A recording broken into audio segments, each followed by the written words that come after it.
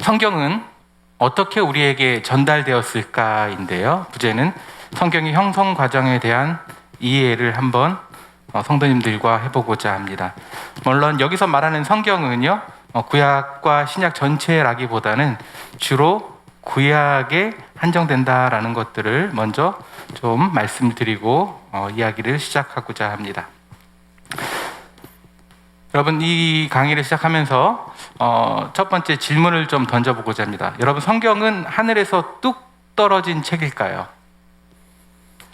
아마 옛날에는 이렇게 이해하실 분들도 꽤 있었을 거라 생각합니다. 그렇지만 이 성경은 아시는 것처럼 하늘에서 갑자기 하나님께서 이것이 성경이다 하고 땅에 딱 떨어뜨려서 주신 것이 아닙니다. 만약 그런 책이라면 오늘날 성경에 관한 수많은 논쟁들은 아무런 의미도 없을 것이고 굳이 그런 논쟁들을 할 필요도 없을 겁니다.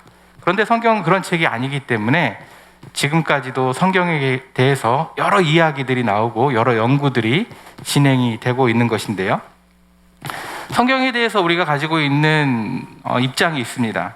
바로 이건데요. 성경은 하나님의 영감, 하나님의 감동으로 된 책이다라는 겁니다. 우리가 하나님을 믿는 많은 개신교 성도님들이 계시지만 교파가 좀 달라도 이 전제는 다 동일하게 가지고 계실 줄 압니다.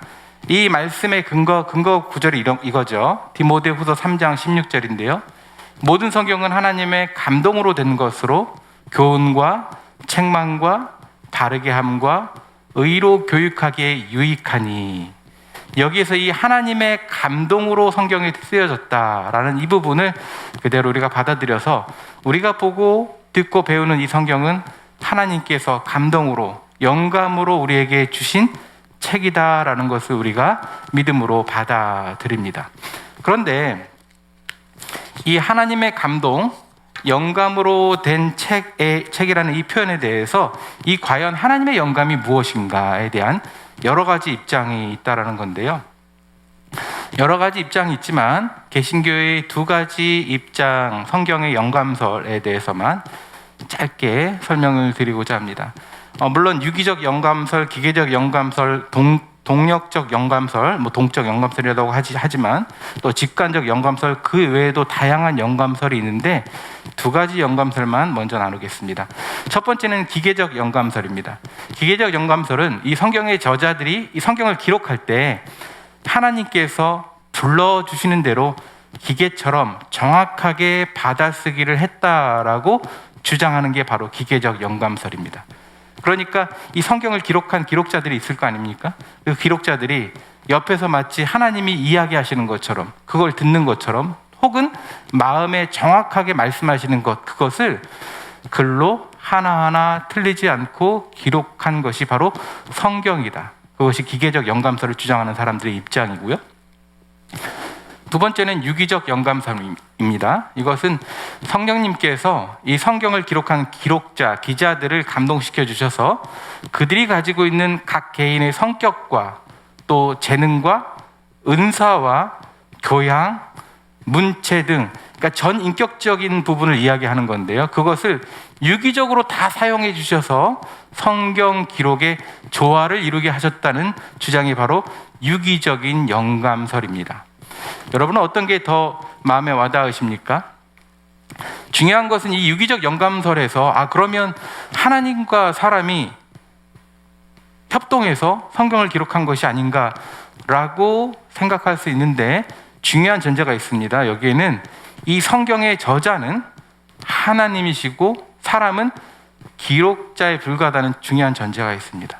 그 전제 아래서 많은 개신교에서는 이제는 기계적 영감설보다는 유기적 영감설을 받아들이고 있는데요.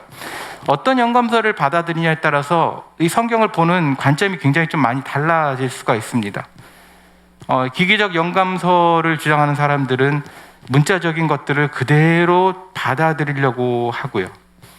하지만 유기적 영감설은 그렇진 않죠. 그래서 오늘 이 차이를 살펴보진 않겠지만 이 두 가지 입장을 대표적으로 좀 이해하시고 성경의 형성 단계를 성도님들과 조금 살펴보도록 하겠습니다. 성경의 형성 단계인데요. 이 성경의 형성 단계 뭐 여러 가지로 도식화할 수 있겠지만 간단하게 도식하면 이렇습니다. 첫 번째는 어떤 사건 혹은 사실이 있습니다.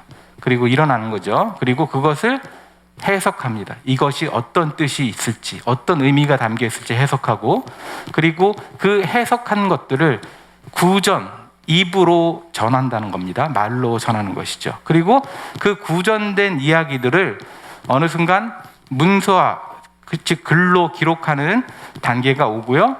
그리고 그 문서화된 자료들을 수집하고, 그리고 수집한 그 자료들을 편집하는 과정을 거쳐서 이것이 정경이다, 이것이 하나님의 말씀으로 우리가 받아들일 만하다라고 정하는 것이 바로 우리가 보고 있는 그 단계를 거쳐서 우리가 보고 있는 성경이 우리에게 주어진 것인데요. 여러분, 이 단계를 들으시면서 조금 마음이 불편해지시는 부분이 있으십니까? 뭐 제가 좀 짐작을 해봤는데 아마 이 구전이라는 부분하고 그 다음에 수집하고 편집하는 부분이 조금 마음에 걸릴 수 있지 않을까라는 생각을 했습니다.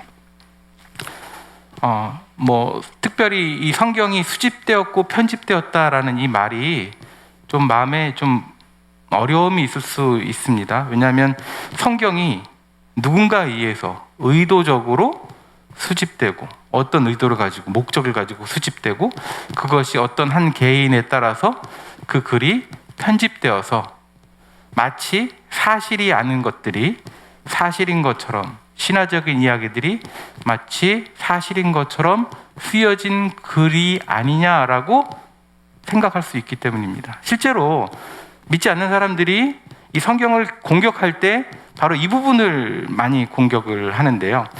저는 이 부분을 성도님들과 조금 이야기를 나누면서 단순히 성경을 그냥 무조건 이건 하나님이 쓰신 거야 라고 덮어놓고 믿을 수도 있겠지만, 하지만 이런 문제들에 대해서 한번 생각을 해보고, 그럼에도 우리가 불구하고 이것은 하나님의 성경이다 라고 생각하고 좀 나누는 시간을 가져보면 좋겠다 생각을 합니다. 먼저 성경의 형성 단계의 세 가지, 사건과 해석과 구전, 이 세 가지를 예를 들어서 한번 살펴보겠는데요. 창세기 12장을 보시면 아브라함이 자기 고향을 떠나는 사건이 기록되어 있습니다. 거기에 보면 하나님께서 아브라함에게 너는 너의 본토 친척 아비 집을 떠나서 내가 내게 지시할 땅으로 가라라고 명령하시죠. 그리고 아브라함은 그 명령을 순종해서 본토 친척 아비 집을 떠나서 어딘가로 이동을 합니다. 그런데 여기에서 이 창세기 12장을 봤을 때 일어난 사건, 사실이라고 볼 수 있는 것은 이거죠. 한 가족이 그냥 이주한 거라는 겁니다. 아브라함이라는 한 개인이 그 가족을 데리고 어딘가로 이주한 그 사건이 일어났다라는 것이죠. 그리고 그 사건을 보고 해석을 합니다. 이것은 단순한 이사가 아니라 아브라함이 하나님의 명령에 응답한 것이다, 순종으로 반응한 것이다. 바로 거기에 해석이 들어가는 것이죠. 그리고 이 사실과 해석을 합쳐서 아브라함이 이사를 했는데 이건 이런 의미가 있다라는 것을 구전으로 전하는 것입니다. 이건 하나의 예지만 구약 성경 전체가 그렇게 구전으로, 입에서 입으로, 말로 전해져 왔다라는 겁니다. 그런데 여기에 구전이라는 말 때문에 좀 오해를 하는 경향이 좀 있는데요. 여러분, 구전이 굉장히 중요합니다. 왜냐하면 이 구전에 대한 오해를 조금 걷어내고 그 당시의 구전을 좀 이해를 하면 좀 우리가 다시 생각해 볼 여지가 있는데요. 구전이 되었다라고 이야기하면 사람들이 좀 이런 생각을 가지죠. 이 말로 전하는 것은 굉장히 부정확하고, 이 소문이라는 것도 몇 사람 거치면 부풀려지고 완전히 다른 이야기가 되는데 성경이 구전된 것이다? 그러면 성경은 진짜 믿을 수 있는 이야기일까? 라는 질문으로 이어질 수도 있다라는 겁니다. 그런데 이 성경이 구전될 당시의 구전 문화는 지금 우리의 구전 문화하고는 전혀 다른 성격을 가지고 있습니다. 이 당시 사회에서 이 암기라는 건요, 지금도 그렇지만 물론 굉장히 중요한 능력이었습니다. 왜냐하면 당시에는 지금처럼 뭐 미디어가 발달하거나 어떤 정보를 전달할 다른 매개가 발달한 게 아니기 때문에 오로지 말로 정보를 전달하는 거거든요.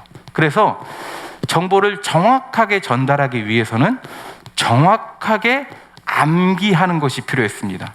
그냥 대충 암기가 아니고요, 아주 정확하게요. 그래서 이것이 당시 사회에서는 당연한 일이었고, 얼마나 정확하게 암기하느냐는 얼마나 그 사람이 정확한 정보를 가지고 전달할 수 있느냐와 그 능력과 연관되었다라는 것이죠. 그래서 여러분들이 잘 아시는 뭐 아리스토텔레스라든지 뭐 소크라테스, 그런 현인들 있지 않습니까? 그런 사람들도 상당량의 정보를 정확하게 암기했던 사람들입니다. 그래서 이 성경도 마찬가지로 후대 우리가 누군가에게, 아버지에게, 할아버지에게 들은 그 성경을 얼마나 정확하게 전달할 수 있느냐는 굉장히 중요한 문제였기 때문에, 그냥 우리가 옛날 얘기 전해주듯이 옛날에 이런 게 아니고 정확한 내용을, 정해진 내용을 말로 전하는 일들이 당연한 문화였다라는 것. 그래서 굉장히 중요한 이 구두전승이 역할을 했다라는 것을 생각해 볼 수 있고요. 그리고 지금도 실은 랍비들은 성경을 암송하는 것이 굉장히 당연한 문화입니다. 당연한 일입니다. 그래서 이런 말이 있습니다. 랍비 3명이 모이면 성경을 완성할 수 있다라는 말이 있습니다. 그만큼 그들에게 성경을 암기하는 건 중요한 일이다라는 것이죠. 그리고 두 번째 어려운 지점이죠. 이 성경은 수집 편집된 책이다라는 이 부분인데요. 이게 참 실은 어렵습니다. 신학교에 가면 신학생들이 가장 처음 직면하는 문제가 바로 이 문제인데요. 성경이 수집되고 편집되었다? 말도 안 된다라고 주장하는 건데요. 이런 반발의 내용들이 있습니다. 성경이 여러 문서를 정말 짜집기한 책이라면 정말 우리가 이 성경을 신뢰할 수 있을까? 성경은 그런 책이 아니야. 하나님께서 특별히 택하신 사람들을 두고 그 사람들을 통해서 통일성 있고 일관된 오류가 없는 성경을 우리에게 주셨다라고 주장을 하는 겁니다. 그래서 중요하게 다루는 문제가 바로 이 저자의 문제입니다. 성경을 누가 기록했는가? 뭐 창세기는 누가 기록했고, 뭐 이런 겁니다. 뭐 말라기는 누가 기록했고, 이런 그 각권을 누가 기록했는가의 문제를 굉장히 중요하게 따집니다. 저자의 문제는 곧 신뢰성의 문제로 연결되었기 때문인데요. 그런데 여러분, 모세오경 잘 아시죠? 모세오경이라고 불리는 책, 창세기, 출애굽기, 레위기, 민수기, 신명기, 이 5개의 책, 모세가 썼다라고 우리가 이야기하는데, 여러분, 모세오경은 정말 모세가 썼을까요? 그렇지 않을 수도 있다라는 내용을 좀 여러분들과 함께 성경 내에서, 제가 뭐 다른 누구의 학자 이야기 아니라 성경 내에서 조금 다르게 이야기하는 부분들을 좀 여지들을 한번 살펴보려고 하는데요. 여러분, 모세가 썼다라고 우리가 전통적으로 유대인들도 받아들이는 그 모세오경, 신명기 34장을 보면요, 모세의 죽음에 대해서 다루고 있습니다. 그런데 모세가 만약에 모세오경을 썼다면 이 신명기도 썼겠죠. 그럼 어떻게 되는 겁니까? 자기가 죽은 이후의 일, 내가 어디에 묻히고 언제 죽고 정확하게 그런 것들을 기록했다라는 겁니다. 물론 이것들을 하나님께서 그것도 미리 모세에게 알려주셔서 네가 어디에 묻힐 것이고 언제 어떻게 죽을 것이고 정확하게 다 알려주셔서 별로 문제가 되지 않는다라고 이야기할 수도 있습니다. 그런데 다른 이야기들을 보면 또 꼭 그렇지만도 않다라는 걸 알 수 있는데요. 두 번째는 또 이 내용이 있습니다. 창세기 36장 31절을 보면요, 이런 구절이 있습니다. 이스라엘 자손을 다스리는 왕이 있기 전에 에돔 땅을 다스리던 왕들은 이러하니라. 여러분, 좀 이상한 표현을 발견하셨습니까? 창세기입니다. 창세기. 그런데 왕이라는 표현이 나오죠. 여러분, 왕은 언제 나옵니까? 이스라엘의 왕? 너무 어려운 질문은 아니죠. 잘 아시죠? 예. 사울왕입니다. 사울왕. 한참 뒤의 일입니다. 400년 뒤의 일. 약 400년 뒤의 일을 모세가, 그것도 다 하나님이 알려주셔서 이렇게 썼다라고 과연 이야기할 수 있을까요? 또 다른 표현을 한번 볼까요? 이번엔 단에 대한 표현입니다. 창세기 14장을 보면 아브라함이 조카 롯이 잡혀갔을 때 롯을 데려오기 위해서 자기가 데리고 있는 그 수하들을 이끌고 롯을 구출하기 위해서 구출작전을 펴는 장면이 나오는데요. 거기에 단이라는 지명이 나옵니다. 318명을 거느리고 이 단까지 쫓아가서라고 이야기했는데,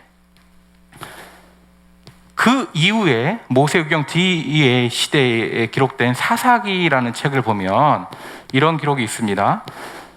이스라엘에게서 태어난 그들의 조상 단의 이름을 따서 그 성읍을 단이라 하니라. 그 성읍의 본 이름은 라이스였더라. 그러니까 원래 여기서 말하는 단이 뭐라는 겁니까? 라이스라는 거죠. 라이스라는 거죠.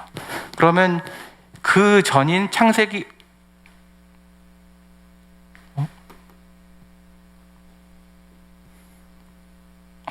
그 전인 창세기에 기록된 이 단은 단이라고 기록되지 말고 라이스라고 기록되는 게 좀 더 설득력이 있을 것 같습니다.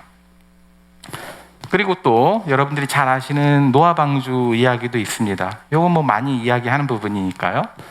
창세기 6장에는 보면 암수 한 쌍씩 들어오라고 이야기하셨는데, 그 바로 다음 장인, 물론 장이 구분이 원래는 없었지만 그 바로 뒤 이어서 나오는 7장에 보면 정결한 짐승은 암수 7씩, 부정한 것은 암수 2씩, 한 쌍씩 데려오라고 이야기하고 있습니다. 기록에 차이가 있죠.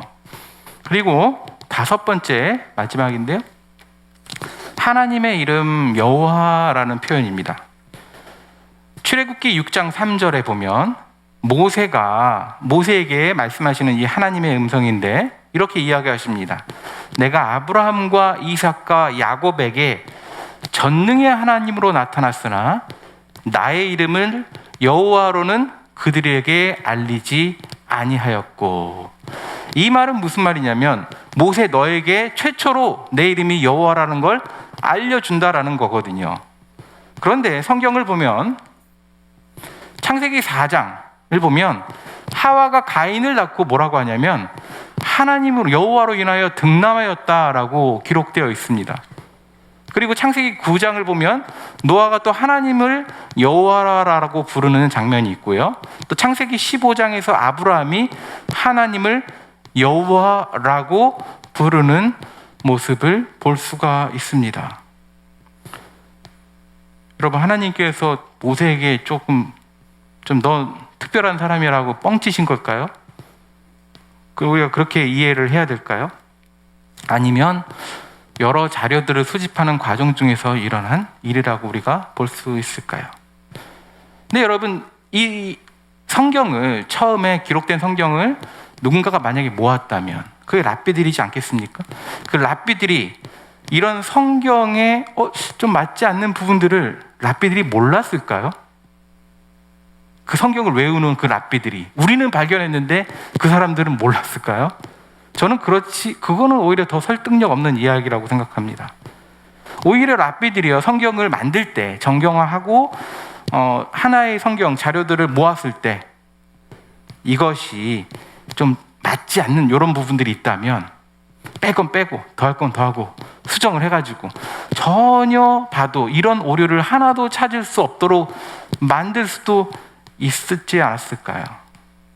그런데 너무 정직한 게 문제일까요?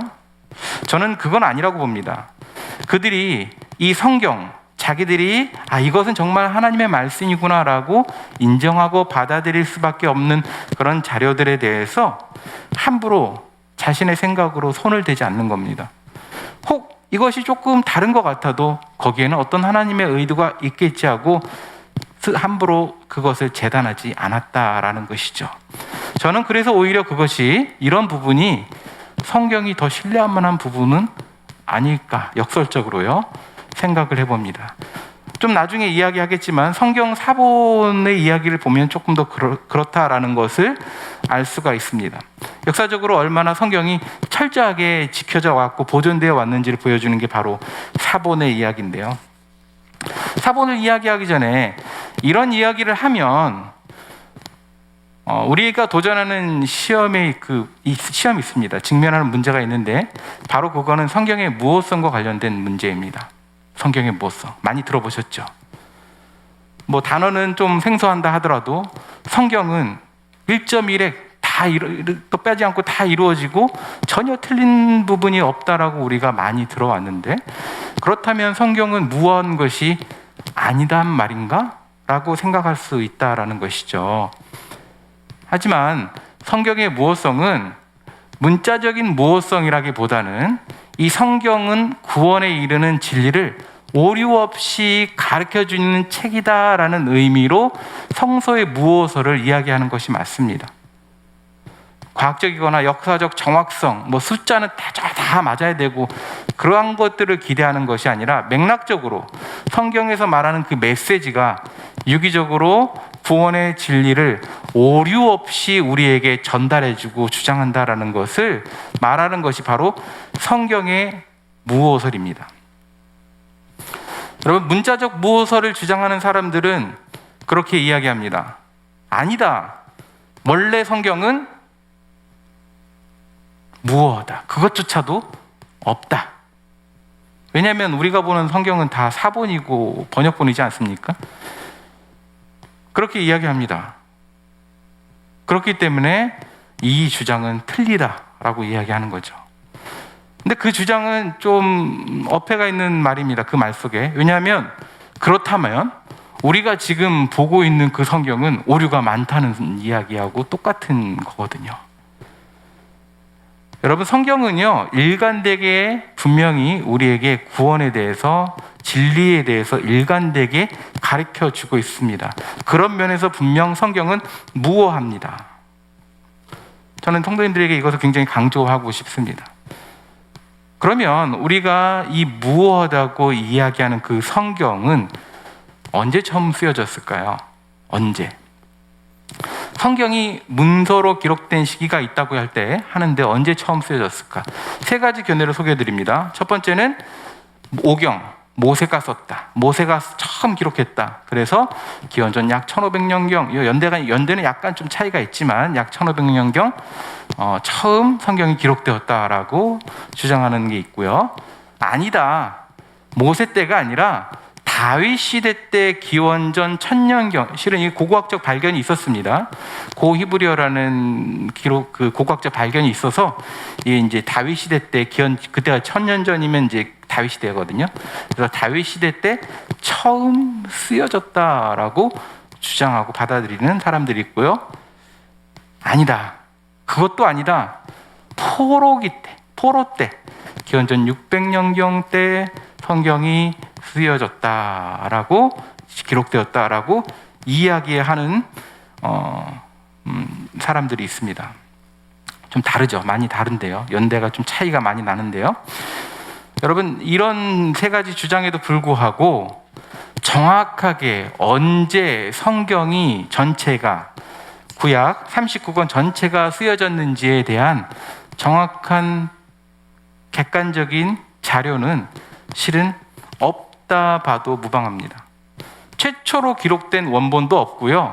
그 최초의 원본을 또 베껴 쓴 또 사본도, 초기 사본이라고 하는 그 사본도 없습니다.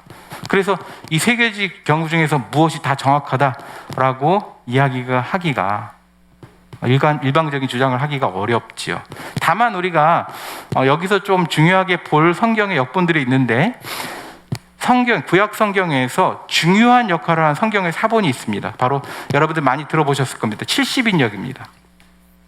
셉터진트라고 이야기하는 70인역은 기원전 300년경에 고대 그리스 코인의 그리스어, 이거는 이제 쉬운 평민들이 쓰는 코인의 그리스어인데요. 코인의 그리스어로 번역된 것이 이제 70인역 성경이라고 이야기하는데, 이 70인역이 도대체 어떻게 나왔냐라는 기원에 대해서 여러 가지 이야기가 있는데, 아리스테아스의 편지라는 위작이라고도 이야기를 하는데, 이 편지에 보면 재미있는 내용들이 있습니다. 이집트의 프톨레마이오스 2세가 이 세상의 모든 책을 모으라는 거예요. 알렉산드리아의 그 거대한 도서관에 세상의 모든 정보를 모으기 위해서 그 모든 정보를 모은 책들을 도서관에 모으라고 명령을 내립니다. 관장에게요. 그런데 이 도서관장인 데메트리우스가 이 말을 듣고, 명령을 듣고, 성경도 우리가 보관해야 합니다. 그래야 이 도서관이 완전해집니다 라고 왕에게 이야기를 해요. 그래서 왕이 그 도서관장의 말을 받아들여서, 그렇다면 성경도 여기에 소장을 해라. 근데 문제가 있습니다. 성경은 뭘로 기록되어 있습니까? 히브리어거든요. 히브리어. 그런데 이 프톨레마이오스는 헬라 문화권이니까요. 헬라어로 기록을 해야 되는 거예요. 그래서 이 헬라어로 성경을 번역하기 위해서 12지파 각 지파에서 6명씩 선발해서 72명이 되죠. 이 72명을 불러가지고, 뛰어난 능력을 가진 사람들이겠죠, 물론. 그 사람들을 통해서 이 히브리어 성경을 헬라어로 번역하게 했다. 그리고 나온 것이 이 70인역이다라고 이야기를 합니다. 기원. 재밌는 이야기죠. 물론 초기에 번역된 이 70인역은 성경 전체가 번역된 것이 아니라 모세 오경만 번역되었다라고 학자들이 주장하기도 하는데요. 실제로 이 신약 성경 시대 당시에 이 70인역은 사람들이 마치 정경처럼 많은 사람들이 받아들이고 사용했다라는 것들을 우리가 볼 수 있습니다. 여러분 히브리서 잘 아시죠? 특별히 히브리서 같은 경우에는 70인역을 많이 인용한 흔적들이 있습니다. 그런데 이 70인역이 번역된 성경이다 보니까 여러 가지 몇 가지 문제들이 좀 이제 대두되기 시작했습니다. 그래서 이 헬라어 성경이 아니라 우리가 원문인 히브리어 성경을 봐야 하지 않냐라는 그 필요성이 제기되었고요. 그래서 등장한 것이 이 마소라 사본이라는 겁니다. 좀 딱딱하시죠? 네. 이 마소라 사본이라는 것은 이 마소라 학자들이 히브리어로 정확하게 그 성경을 보존하기 위해서 만든 거예요. 그래서 이 유대인들이 몇 가지 이유들이 있는데, 유대인들이 오랜 기간 이제 나라가 없이 이제 자기네 모국어인 히브리어를 아닌 다른 나라 언어, 특별히 이제 헬라어를 이제 일반적으로 쓰게 되니까 이 히브리어를 어떻게 발음해야 될지 말을 잃어버리는 겁니다. 히브리어를. 그래서 그러면 안 된다. 그래서 이 성경을 우리가 전하고 있는데, 보고 있는데, 이 성경을 히브리어로 기록하고 히브리어로 된 이 성경을 우리가 통해서 우리 히브리어를 보존하고자 하는 목적이 있었습니다.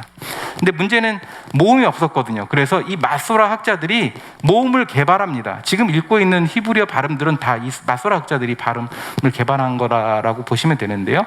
그래서 이 사람들이 이제 작업을 합니다. 그리고 번역된 성경이다 보니까 아무래도 번역에 또 번역을 거치고 그러다 보면 원래 히브리 성경이 의도하고자 하는 그 내용들에서 조금 달라지는 부분들이 있었다라는 것이죠. 그리고 또 이거는 뭐 썰일 수도 있는데요. 당시에 그리스도인들이 이 70인역을 이용했습니다. 근데 원래 70인역은 유대인들이 보려고 번역한 건데 그리스도인들이 많이 사용을 하는 겁니다. 그래서 우리가 너희와 같은 성경을 볼 수는 없다. 그래서 70인역이 아닌 이 마소라, 히브리어로 된 마소라 사본을 만들었다라는 이야기도 있습니다. 그런데 이 마소라 사본에 여러 가지 사본이 있다고 하는데, 그 마소라 사본에서 구약 전체를 담고 있는 사본은 거의 없고, 유일하게 이 레닌그라드 사본이라는 이 사본만이 유일하게 구약 전체를 담고 있다고 합니다. 이게 이 레닌그라드 사본이 발견된 게 AD 1000년경입니다. 1000년경. 그러면 여러분, AD 1000년경에 마소라 사본이 발견되었다. 그러면 그 이전의 사본들은 어떻게 된 걸까라는 생각이 들고요. 그렇다면 1000년이라면 예수님 태어나셨을 때부터 생각해도 1000년이라면 1000년 동안 성경이 안 바뀌라는 법이 있나? 라고 생각할 수도 있죠. 그래서 이제는 이제 사본 이야기로 잠깐 넘어갈까 합니다. 사해사본 들어보셨을 겁니다. 사해사본. 1947년 사해의 북서쪽 해안 쿰란 지역의 한 동굴에서 발견이 되는데요. 베두인족 3명이 이 목동이 잃어버린 염소를 찾기 위해서 막 다니다가 어떤 동굴을 발견한 거예요. 그래서 돌을 던졌는데, 동굴이 있으니까 돌을 던졌는데 그릇이 깨지는 소리가 난 겁니다. 그래서 들어가서 봤더니 거기에서 이 사해사본이 무더기로 발견이 됩니다. 그런데 이 사해사본이 당시에 발견됐을 때 굉장히 큰 이슈였습니다. 왜냐하면 우리가 보고 있는 이 성경은요, 레닌그라드 사본을 기초로 해서, 그걸 기초로 해서 번역한 성경이 바로 우리가 보고 있는 성경이거든요. 그러면 레닌그라드 그 사본을 기초로 해서 보고 있는 성경과 이 사해사본과 내용이 일치가 하지 않으면 어떤 문제가 생깁니까? 우리가 보고 있는 성경이 정확하지 않은 잘못된 성경일 수도 있다라는 생각이 들 수 있죠. 그래서 굉장히 중요한 논쟁이었는데, 놀랍게도 이 마소라 사본이 약 1000년에서 1200년경, 이거는 연도의 차이가 있습니다. 연대 측정이기 때문에요. 그 전에 발견된 사해사본과 거의 내용이 일치하더라라는 겁니다. 이 놀랍죠. 1000년 동안 그렇게 일치할 수 있을까? 굉장히 놀랍죠. 그 말은 성경이 굉장히 정확하게 잘 보존되어 왔다라는 것이죠. 그리고 우리는 성경학자들, 또 우리 신앙인들은 이 과정을 보면서 하나님께서 성경을 특별하게 우리를 위해서 보존해 주셨다라고 보는 것입니다. 저는 여러분들과 이렇게 좀 여러 가지 이야기들을 하면서 조금 좀 답답할 수도 있고, 조금 이걸 어떻게 해소해야 되나 그런 생각이 들 수도 있겠지만, 하나님께서 얼마나 우리에게 성경을 잘 전달하기 위해서 간섭하셨는가, 그걸 좀 생각했으면 좋겠습니다. 여러분, 실은 사본에 대한 것도 그렇고, 저는 전문가가 아니지만 사본에 대한 기록도 그렇고 여러 가지 학자들의 이야기를 보면 이 사본이 소실되기도 하고 종이 쪼가리만 발견되기도 하고 굉장히 빈약합니다. 또 어떤 부분은 또 많이 사본이 있지만 내용을 보면은 성경이라고 이야기할 수 없는 위작이라고 이야기하는, 위경이라고 이야기하는 그런 사본도 많이 발견되더라는 거죠. 그래서 우리가 보고 있는 성경이 정확하게 진짜 어떤 프로세스를 거쳐서 어떤 사람들을 통해서 우리의 손에 전달되어 왔는가, 이러한 것들은 굉장히 상당 부분 많이 가려져 있다라는 겁니다. 그럼에도 불구하고 성경을 하나님께서 보존해 오셨고, 지금까지, 그 옛적부터 지금까지 하나님은 전 세대에 걸쳐서 동일하게 구원에 대해서, 하나님의 사랑에 대해서 성경을 통해서 이야기하고 계시다라는 것이죠. 그래서 어쩌면 우리에게 더 큰 숙제는 과연 이 성경을 믿을 만한 책인가 자꾸 질문을 던지고 고민하고 씨름하기보다는, 그것들은 사본학을 공부하는 전문가들에게 영역을 남겨두고 어쩌면 우리에게는 그 말씀, 우리에게 주신 그 말씀을 얼마나 삶의 그릇에 담아낼 수 있는가, 바로 그것이 우리에게 던져진 큰 숙제가 아닌가. 그리고 하나님께서 그러기 위해서 우리에게 이 말씀을 지금껏 보존해 오신 것 아닌가라는 생각을 해봅니다.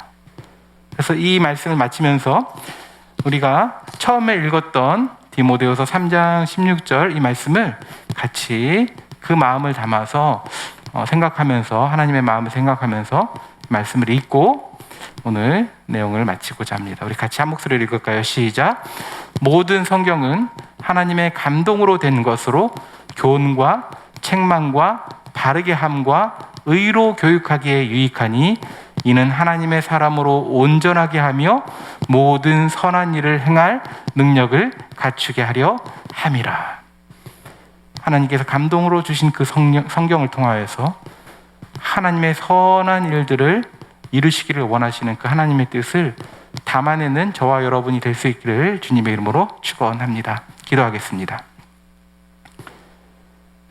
하나님, 오늘 부족하고 짧은 지식이지만 성경이 어떻게 형성되어 왔고 어떤 과정을 통하여서 어떤 의견들을 통하여서 우리에게 주어져 왔는지 잠시 살펴보았습니다.